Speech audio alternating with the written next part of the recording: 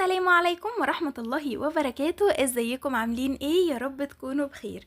النهاردة الفيديو بتاعنا عبارة عن فلوج جميل لفرح ناس قرايبنا وكده، فتعالوا نشوف بقى الفيديو عبارة عن ايه وهنلبس ايه وكل التفاصيل بتاعت اليوم في الفيديو ده. تابعوني لحد اخر الفيديو، بس قبل ما نبدأ انزلوا وصلوا على رسول الله ويلا بينا، وحطوا لايك واشتراك ويلا نبدأ الفيديو بتاعنا.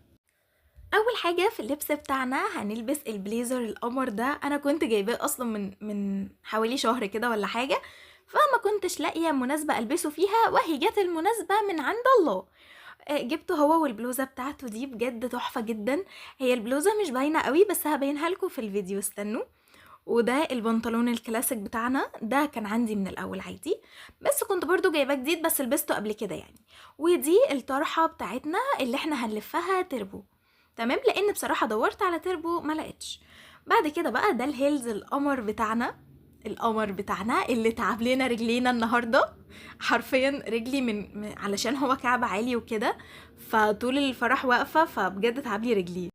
ودي البرفيوم القمر اللي احنا ما نقدرش نستغنى عنها في ولا فيديو ولا فلوج نضيف كده، لازم كل فلوج نحط منها وكل حاجة نحط منها. دي بجد قمر، ولازم كده رش عشان تبين اللي فيها. حرفيا الأوضة فضلت لحد ما جينا من الفرح وهي فيها ريحة البرفيوم دي. ما شاء الله قمر قوي، بحبها بجد. وهنا بقى الميك اب اللي احنا هنستخدمه، ده الروج بتاعي. الروج ده قمر قوي بجد وثابت جدا. وده الليب جلاس بتاعي برضو، كنت لسه شارياه يومها، لا كنت شارياه قبلها بيوم، فهتلاقوا ان الازازه مليانه وكده. ازازه ايه؟ القلم. المهم، ودي الماسكارا بتاعتنا ام ان مش بعلن عنها. وده الكريم، بس مش هحط اي حاجه تاني في وشي بصراحه يعني. ودي الساعه اللي كانت لون البليزر. ودي برضو الاسوره او الحظاظه، مش عارفه بتسموها ايه. تمام. وده بقى الطقم اللي بياخد قلبي ده مع كل فتحه غطاء، السلسله والخاتم وكمان هوريلكم الانسيال بتاعه. تمام. كلهم زرق، يعني كنت ماشيه خرزه زرقاء في الفرح، اسم الله عليا. ما شاء الله عليا بجد، كنت يعني محميه من العين بطريقه رهيبه.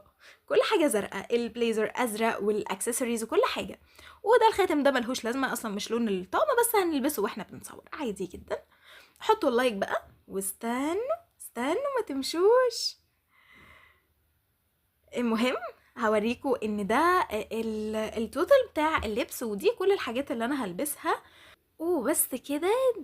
استنوا بقى، استنوا عشان هتشوفوا شكلي. ترى ايه رأيكم؟ حلو صح؟ يعني جاملوني، انا بحب جدا المجاملة بصراحة، مستنية مجاملتكم كلها في التعليقات. تمام. وده كان شكل اللبس النهائي. ودي الشنطة، بس نسيت اوريلكم الشنطة من ضمن الحاجات اللي انا هلبسها. وهنا بقى كنا خلاص طلبنا الان درايف ووصلنا القاعة. وده الكوريدور، يعني هو احنا اول ما بننزل في شارع وبعد كده بنمشي الكوريدور الطويل قوي ده، وصولا الى القاعة بتاعة الفرح. هو من بره شكلها حلو وشيك بصراحة. وهي القاعة كانت صيفية الى حد ما، يعني مش شتوية قوي اللي هي مقفلة بقى، لان الجو ما كانش ساقع جدا وقتها. الكلام ده كان الاسبوع اللي فات، بس انا ما اعرفش ما نزلتش الفيديو الاسبوع اللي فات ليه، بس هو كان كسل بعيد عنكم يعني. تمام. هنا بقى دخلنا القاعة دي، شكلها من بره فيها قوم عاد وثمود كله. يعني كان في ناس كتير مش قوي علشان احنا كنا رايحين بدري شوية، وقعدنا في اول ترابيزة بقى قدام الستيج بتاع العروسة وكده. وده كان شكل القاعة من الداخل. طبعا سيبوكم من كل الشنط اللي على الترابيزة دي، شنطتي انا وماما وهند والحاجات دي كلها. هو انا كان نفسي ان انا اوريكم لبس ماما ولبس هند كمان، كنت ارميه بنفس الطريقة اللي انا رميت بيها لبسي. بس هما للاسف ما رضيوش، يعني قالوا لي انت صاحبة القناة، احنا مالنا، احنا مش عارفة ليه قالوا كده، بس تمام يعني. وها هنا اللحظة الحاسمة. العريس جاي بقى من بعيد كده، بس بجد ما شاء الله عليهم، الله اكبر، ربنا يحميهم من العين بجد. العريس والعروسة اصلا كانوا زمايل في الجامعة، واتخرجوا بقالهم بتاع سنتين مش عارفة يعني. فهو العريس بقى دخل وقف مستني العروسة، هو وقف كتير بصراحة، بس انا قصيت من الفيديو لان صعبت عليا وقفته. تمام. وهنا بقى اخوها مدخلها، والعريس رايح ياخدها من اخوها. بجد ما شاء الله ما شاء الله، حاجة قمر قوي. والعريس بيسلم على اخوه. هو انا مش عارفه ليه ما عملتش زوم، بس هما كانوا مانعين ان حد يعدي خط البنات ده، كانوا عاملين خط كده من البنات اصحاب العروسة بقى وقرايبها وكده، فما كان ممنوع ان اي حد يعدي وكده. تمام. وهو كان من شكل القاعة كمان، يعني بيدي شكل حلو جدا المهم يعني اخوها بقى سلم عليها ومشي، وهيبداوا بقى ان هما يرقصوا. هما ماشيين بطيء جدا بصراحه، بس انا اللي سرعت عشان خلقي ضيق يعني، فاهمين؟ بس بقى هيبداوا ان هما يرقصوا رقصه السلو في اول الفرح بقى ومع بعض بقى وكده. بعد كده هتلاقوا بقى ان البنات كلها دخلوا ورقصوا. بس انا هسيب لكم، هو انا كان ما ينفعش للاسف، انا كان نفسي اسيب لكم الرقصه اللي هو الصوت بتاع الأغاني يعني، وتعيشوا معانا اللحظة وكده، ان الفيديو والرقصة بالأغنية وكده. بس للأسف لو نزلت الأغنية هاخد كوبي رايت، فممكن بقى أبقى أنزلها لكم في الشورتس، لأن الشورتس ما بيبقاش عليها حقوق طبع ونشر أو كوبي رايت والحاجات دي. فهنا بقى دي كانت الفيرست لوك بتاعت العروسة اللي هي الطلة التانية. لو هتلاحظوا ان هي غيرت الفستان لفستان تاني، الفستان الاولاني كان منفوش اللي هو بتاع الفيرست لوك بقى والحاجات دي، بس التاني ده كان نازل على الضيق كده، وكان شكله قمر قوي بجد، ما شاء الله عليها. انا هسيبكم بقى تستمتعوا بجزء صغير من الاغاني والفرح والرقص والحاجات دي، وانا هسكت خالص. وتخيلوا بقى ان في اغنيه، يعني عايزاكم تتخيلوا ان في اغنيه شغاله وهم بيرقصوا عليها، بدل ما هم عاملين زي الهبل كده وبيرقصوا من غير اغاني. تمام. بس بعد كده بقى اصلا يعني هو في الفيرست لوك دي بعديها بقى في اكل وفي حاجات وكده. الفقرة المحببة الى قلبي، بس انتظروها.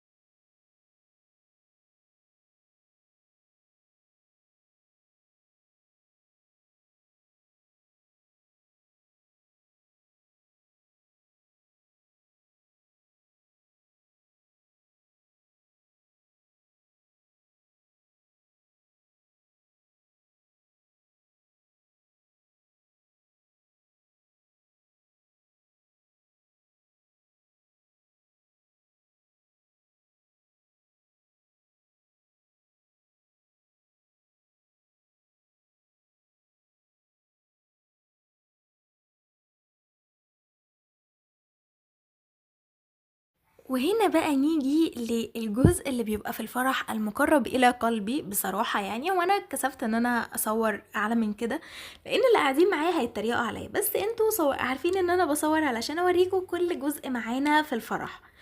تمام. وكانوا قدمين قطعة جاتو وقطعة من الباتيه واتنين باتون ساليه، بحبهم قوي بصراحة.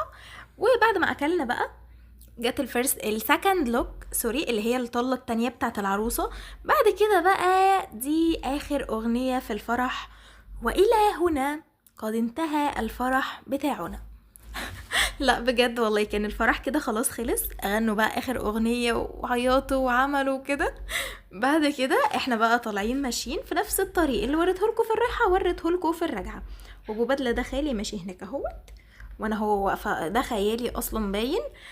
وهنا كنا بقى طالعين خلاص نركب العربية بره وكده. وده زياد ابن اختي اللي ماشي قدام، واللي قدامه ده خالي اللي كان لابس بدلة قدام. وبس كده بقى. وهنا كنا خلاص طلعنا من القاعة وكلنا ركبنا العربيات وماشيين بقى في الزفة رايحين نوصل العروسة.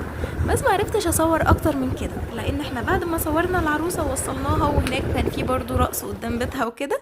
بعد كده بقى طلعنا على بيتنا، حرفيا كانت الساعة 12 او واحدة، بس بجد كان يوم قمر قوي. والفرح كان حلو قوي، واحلى جزء فيه اللي هي الزفة بتاعت العربيات وجزء الاكل المحبب الى قلبي. بس لكن الفرح كله بصراحة كان قمر جدا. وعايزاكم بقى تقيموا لي الاوتفيت بتاعي، تدوله كام من 10، وحلو ولا لأ، والفرح حلو ولا لأ، هل عندكم يعني، انا مش عارفة الدول العربية اعتقد ان هما الستات بيبقوا في ناحية والرجالة بيبقوا في ناحية تانية خالص، لكن احنا في مصر يعني في القاعات بتبقى ايه، كلها على بعضها. بس العرب اللي عايشين عندنا في اسماعيلية بيعملوا فرحهم كده، الستات لوحدها والرجالة لوحدها، زي العرب بتوع السعودية والكويت والناس اللي مش مصرية. بس فاحنا ده فرح بتاعنا. قبل كده برضو وريتكم فكرة عن الافراح عندنا في فرح قبل كده، بس كان اخت صاحبتي، انما دي العروسة تبقى بنت خال ماما، يعني قريبة جدا مننا، وهي عسولة جدا بصراحة وانا بحبها. وبس كده الفيديو بتاعنا يكون خلص، يا رب يكون عجبكم ونال رضاكم. ما تنسوش لو وصلتوا الجزء ده من الفيديو تعملوا لايك للفيديو وكومنت واشتراك لو انتوا مش مشتركين، وتفعلوا زر الجرس علشان يوصلكم كل جديد. وبس كده، اشوفكم في فيديو جديد والى اللقاء. باي. ربنا يا رب ولا يحرمني منكم ولا يحرمكم مني. باي.